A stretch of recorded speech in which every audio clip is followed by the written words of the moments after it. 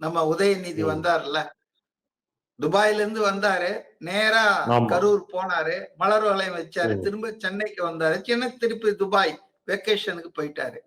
ஆக ஒரு சடங்குத்தனமாக இல்லாமல் ஆத்மார்த்தமாக ஒரு பெரிய இழப்பு தன்னுடைய கூட்டத்துல வந்தவங்களுக்கு ஏற்பட்டிருக்கு. இதுக்கு தானும் தார்மீக பொறுப்பு அப்படின்றத உணர்ந்து அவரால என்ன முடியுமோ அவர் செஞ்சு நேத்து மட்டும் பாருங்க 5 லட்சம் ரூபாய் இன்சூரன்ஸ் போட்டிருக்காரு, 5 லட்சம் ஆமா. ரூபாய் பிக்சட் டெபாசிட்ல போட்டிருக்காரு, காயமடைஞ்சவர்களுக்கெல்லாம் 101 பேருக்கு 2 லட்சம் கொடுத்திருக்காரு.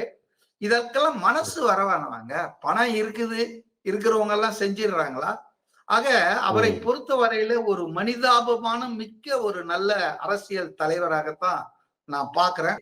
காண்பதெல்லாம் இன்னைக்கு திமுகவினருக்கு மரண பீதி இருக்குங்க. ஆகவே இந்த நல்ல விஷயத்தை கூட இதுவரைக்கும் எந்த அரசியல் தலைவராவது விஜய் மாதிரி இவ்வளவு பெரிய ஸ்டார், ஒரு செலிபிரிட்டி ஒவ்வொரு குடும்பத்திடமும் 1 மணி நேரம் உட்கார்ந்து விசாரிச்சு அவங்களுக்கு ஆதரவு தெரிவிச்சு என்ன உதவி வேணுமானாலும் உங்களுக்கு செய்யுங்க, உங்க வீட்டுல ஒரு ஆளா என்னை ஏத்துக்குங்க அப்படின்னு பேசி அனுப்பிச்சிருக்காரு. இது சடங்கா?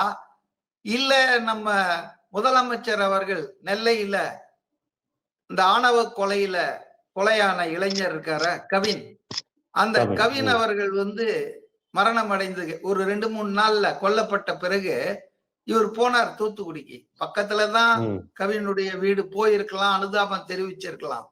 போனாரா?